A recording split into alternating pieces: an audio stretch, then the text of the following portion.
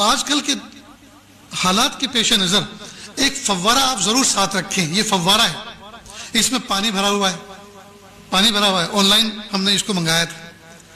اس کا فائدہ یہ ہے کہ آدمی اگر حرم میں بیٹھا ہوا ہے اور اس کا وضو ٹوٹ گیا, اب اگر آپ حرم سے باہر نکل کر واپس جانا چاہیں تو یہ ممکن ہی نہیں, پولیس والے جانے نہیں دیتے, بھیڑ اتنی ہے.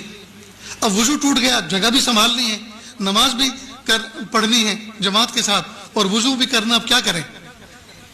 تو آپ ایسا اپنے ہینڈ پرس کے اندر ساتھ میں ہر وقت پانی بھر کے رکھیں اور اس سے آپ وضو کر لیں. اس سے وضو کرنے کا طریقہ بہت آسان ہے. جیسے میرا کندھے کا رومال ہے, یہ چھوٹا سا جو نیپکن آتا ہے تھوڑا موٹے والا, وہ اپنے ساتھ ہر وقت رکھیں, اس کو گود میں بچھا لیں, ٹھیک, اور آستین چڑھائیں.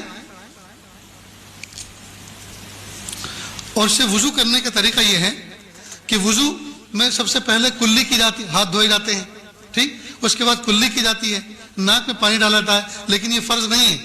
یہ اگر نہیں بھی ہوگا تو بھی وضو ہو جائے گا. سب سے پہلا فریضہ کیا ہے؟ چہرے کا دھونا, پیشانی کے بالوں سے ٹھوڑی کے نیچے تک, ایک کان کے لوب سے دوسرے کان کے لوب تک, یہ نمبر 1 فریضہ ہے. لہذا اس کا ادا کرنے کا طریقہ یہ ہے کہ آپ ایسے کریں,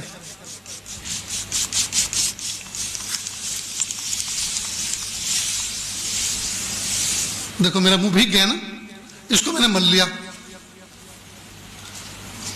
اور شریعت کا فقہ کا اصول یہ ہے, جس عضو کو دھونا ہے اگر اس میں سے 1-2 قطرہ پانی ٹپک گیا تو وہ دھلا ہوا سمجھا جائے گا. یہ تو قطرات تو ٹپک گئے تو چہرہ دھل گیا. اب ہاتھ دھونا ہے جی. دوسرا فریضہ انگلیوں سے لے کر کوہنی تک, کوہنی سمیت اپنا پورا ہاتھ دھونا, دونوں ہاتھ دھونا. تو اس کا طریقہ یہ ہے کہ آپ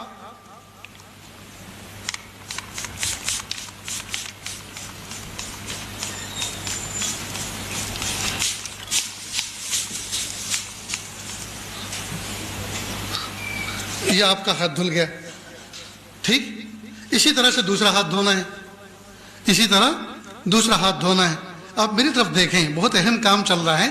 دروازہ کھولنا تو آپ نے یہ بچپن سے دیکھتے آئے, کھولتے بھی ہیں اور بند بھی کرتے. تم بھی کھڑے ہو یار, جو نہیں دیکھنے کا ہے وہ دیکھتے ہو, جو دیکھنا ہے اس کو نہیں دیکھتے.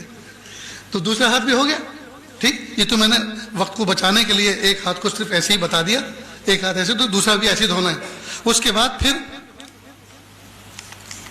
ہاتھ کو تر کیا دونوں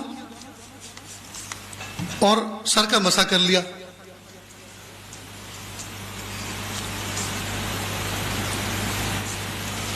ہو گیا مسح. اسی طرح دونوں پیر کو دونوں. اب نہ دریا بہا,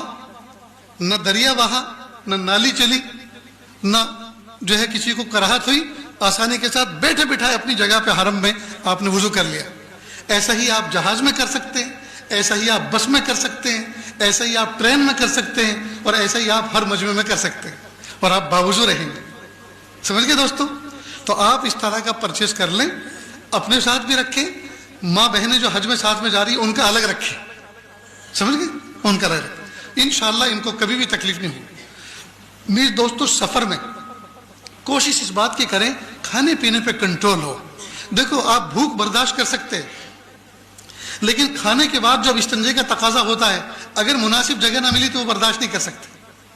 بھوک برداشت کرنا آسان ہے, لیکن کھانے کے بعد جو استنجے کی ضرورت پیش آتی ہے, اس کا اگر مناسب موقع اور مناسب جگہ نہ ملی آدمی پریشان ہو جاتا ہے. تو کھانے پہ کنٹرول رکھیں. خاص طور سے حج کے 5 دنوں کے اندر کم سے کم کھائیں, تاکہ آپ کو زیادہ سے زیادہ ٹوائلٹ اور اس سے جو ہے آپ کی حفاظت ہو سکے, اور آپ کا وقت وہاں لائن لگانے میں نہ گزرے, بلکہ طاعت و اذکار, ذکر و اذکار میں گزرے. اتنی بات یاد رہے گی.